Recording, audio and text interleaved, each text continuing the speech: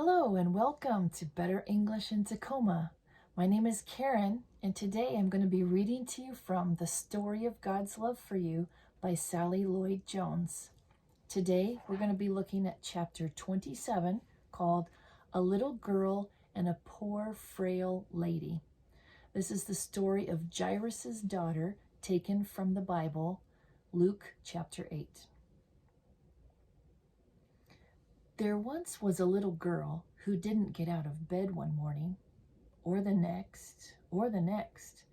In fact, she didn't get out of bed for a whole month. She was very sick, and no one knew how to make her better. Jairus was her father, and he loved her. One day, he was sitting by her bed, holding her hand, wishing there was something he could do. "I know," he said.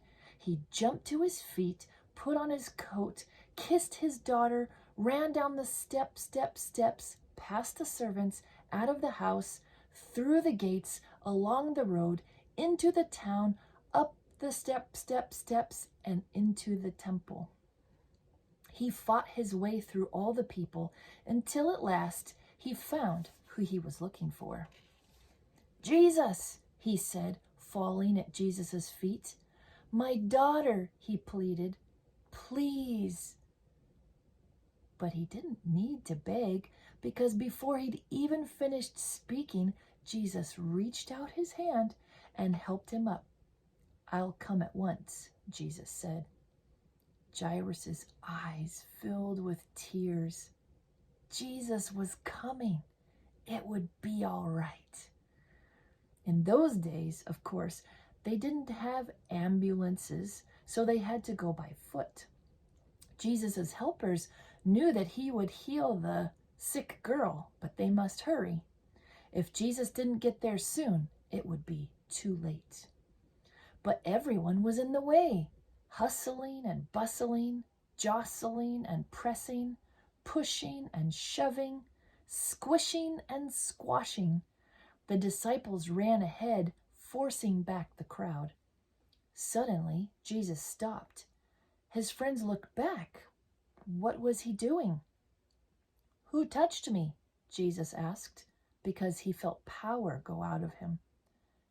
"Me," said a frail lady, looking down at the ground because she was ashamed. The poor lady had been sick for 12 years, and she had to get well. She knew if she only touched Jesus' coat, she would be healed. So she touched his coat, and instantly she was well. "We don't have time," Jesus' friends said. But Jesus always had time. He reached out his hands and gently lifted her head. He looked into her eyes and smiled. "You believed," he said, wiping a tear from her eye, "and now you are well." Just then, Jairus' servant rushed up to Jairus. "It's too late," he said breathlessly. "Your daughter is dead."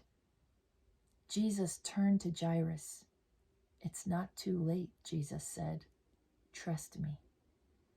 At Jairus' house, everyone was crying, but Jesus said, "I'm going to wake her up." Everyone laughed at him because they knew she was dead. Jesus walked into the little girl's bedroom, and there, lying in the corner in the shadows, was the still little figure. Jesus sat on the bed and took her pale hand. "Honey," he said, "it's time to get up." And he reached down into death and gently brought the little girl back to life. The little girl woke up, rubbed her eyes as if she had just had a good night's sleep, and leaped out of bed. Jesus threw open the shutters, and sunlight flooded the dark room. "Hungry?" Jesus asked. She nodded. Jesus called to her family, "Bring this little girl some breakfast." Jesus helped and healed many people like this. He made blind people see. He made deaf people hear. He made lame people walk. Jesus was making the sad things come untrue. He was mending God's broken world.